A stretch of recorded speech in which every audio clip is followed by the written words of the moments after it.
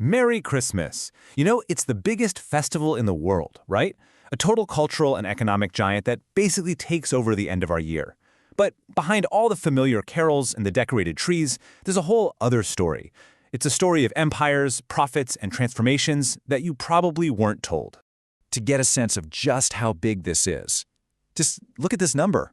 That's $1 trillion. That's the amount of money Christmas generates every single year. It's not just a holiday, it's a global economic engine. And to really put that trillion-dollar figure into perspective, get this. The money from just one Christmas is more than 10 years of the Islamic festival of Eid all put together. I mean, that's the kind of mind-boggling scale we're dealing with here. Okay, so that brings up a really interesting question. Christians believe December 25th is the birthday of Jesus, or Isa, as he's known in Islam.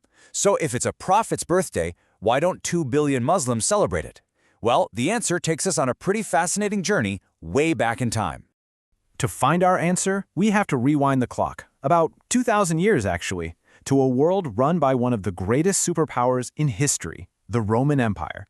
So, picture this. The Roman Empire is at the absolute peak of its power under Caesar Augustus. This is an emperor so powerful he literally demanded that people worship him as a god.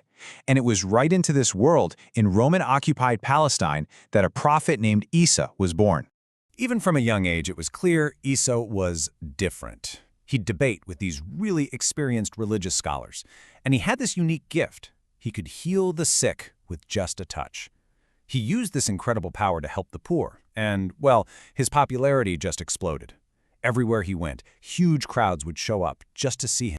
But here's the thing. His message wasn't just about healing. He started to openly call out the religious establishment of the time.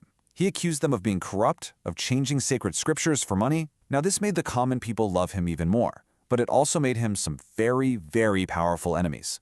So after Isa's time on Earth, his message starts to travel. And as it spreads, something interesting happens. It starts to change. This is where the story really takes a major fork in the road.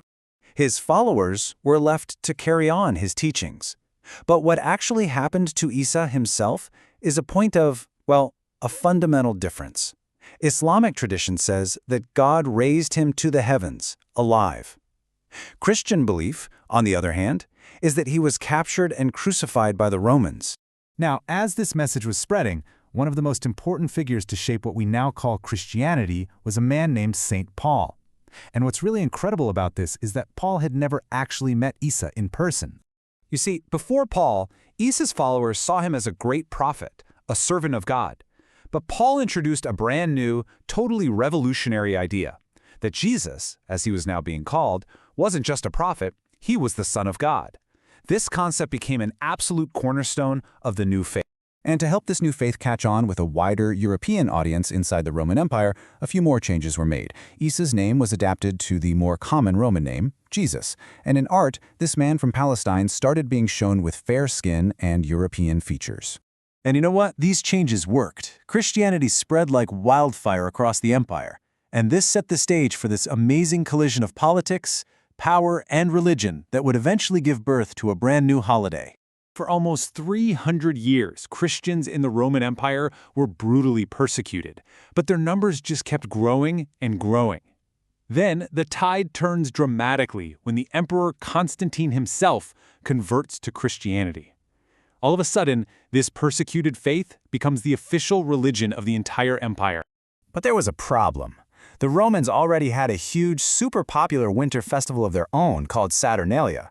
It was a week-long party in December with tons of feasting, gift-giving, decorating houses with pine branches. Does any of that sound familiar?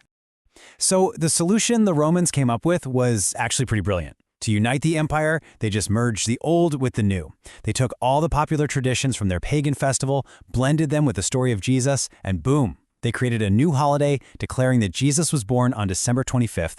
And that is the main reason why Muslims don't celebrate December 25th. They believe the date was basically a political creation, and the Quran, Islam's holy book, tells a totally different story about when Isa was born. The Quran describes Isa's mother, Mary, giving birth right next to a palm tree. And in a moment of weakness, God tells her to shake the tree so that fresh, ripe dates would fall down for her to eat and get her strength back. And that right there is the key detail. Dates don't ripen in the freezing cold of winter. They need the intense heat of the summer to get ripe. So according to the Quran's account, Isa must have been born during the hot summer months, not in the middle of December. So how on earth did this religious festival, born from a merger of traditions, morph over the centuries into the commercial powerhouse that we know today? Well, a big part of that story has to do with this guy. The modern Santa Claus actually started out as St. Nicholas, a real person in the 4th century, a Christian known for being super generous. For hundreds of years, he was shown wearing green or blue robes. It wasn't until the 1930s that Coca-Cola, in a genius marketing move, started using him in their ads dressed in their signature red and white. And that image, it just stuck. And that brings us right back to where we started. Through centuries of cultural blending, marketing genius, and evolving traditions, a small religious festival has grown into a $1 trillion global phenomenon that's celebrated by people of all faiths, and even no faith at all. It all just leaves us with a really fascinating question to think about.